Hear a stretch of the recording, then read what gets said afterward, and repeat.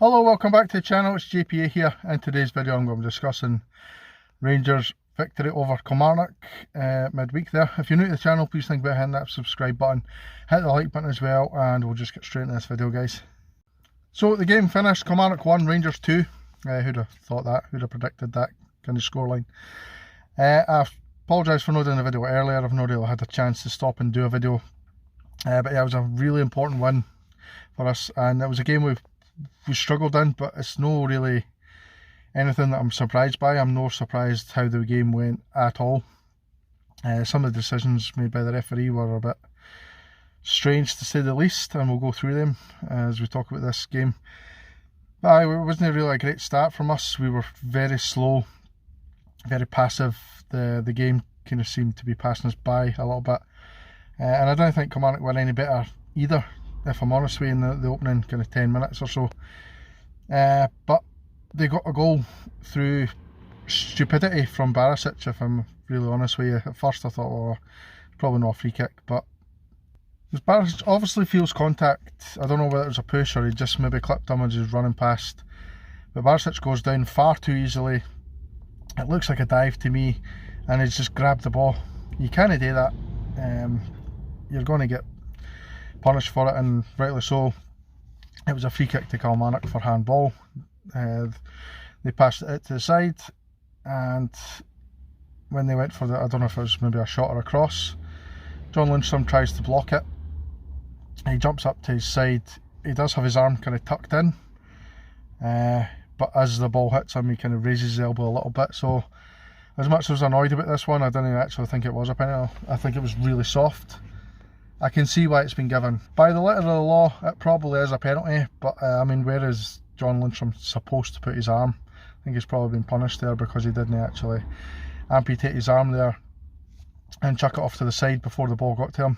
That's the only thing I can think of why he's been punished for that. But anyway, steps up Armstrong for the penalty and puts it away.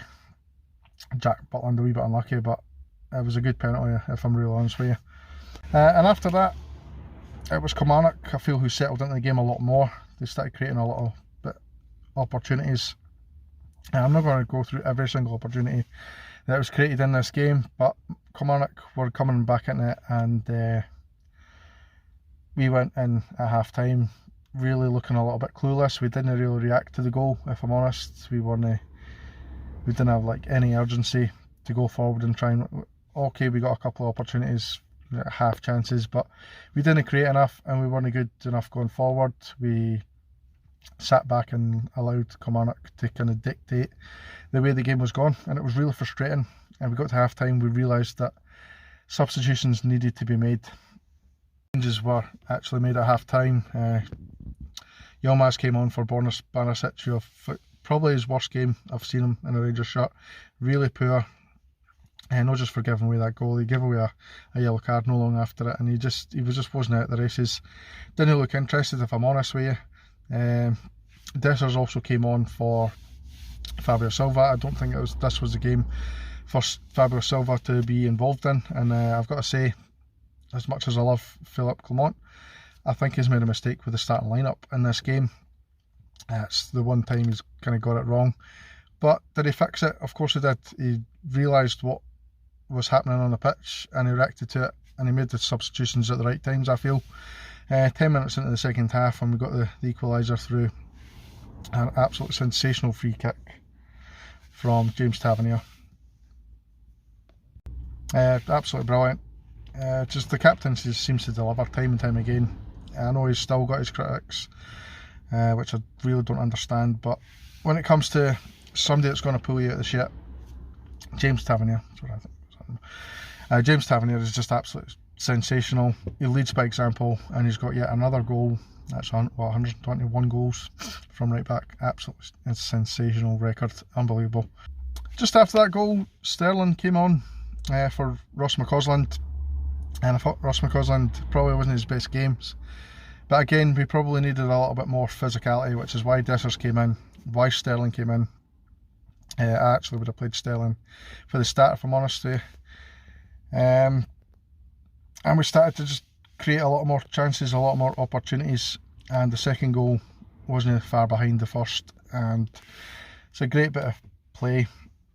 It was really quick thinking from Dessers. The ball went out for a throw, quickly taken. I think it went to Lawrence, if I'm right. Lawrence passed it into, I think, Cortez. Cortez tried to get a shot off and he didn't quite get the shot off. It was blocked, I think.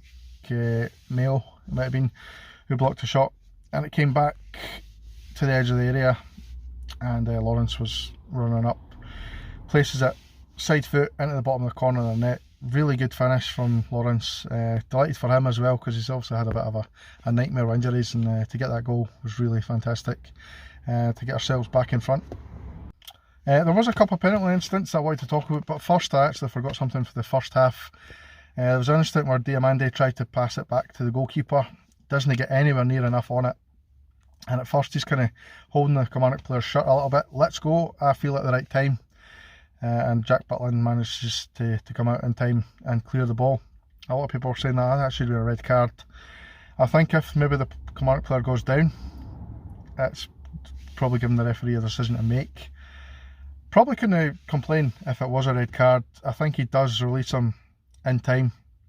He kind of just grabs his shirt for a couple of seconds, realises he's not going to win the ball and he's not going to get anywhere by bringing him down. So I think it's the right call for the referee, but I wouldn't be surprised if it was given, to be honest with you. And we'll now move on to the two other penalty incidents. I know the Kilmarnock were possibly claiming another one as well, but I think Raskin gets the tackle right in the second half. So for me that wasn't a penalty, but it could have been given, and again, couldn't really be complaining about it, but I don't think it was. The other penalty incident that I wanted to talk about was a handball. I can't remember the Kilmarnock defender's name, but Dessers tries to get past him. It bounces up, hits the guy on the arm. His arm's clearly out by his side, and it stops the ball, stops Dessers from getting to the ball. Wave play on VAR. I don't even know if they looked at this one, to be honest with you. It seems to be a lot of inconsistencies with the VAR looking at stuff in this game, and it was kind of waved away and we didn't really get the penalty. Another one was the cross came into the box. I can't remember who crossed it in, and Lewis Mayo puts his knee towards it, but he also puts his hand right down next to the ball, stops it with his hand in a combination of his knee and his arm, and it's a definite penalty.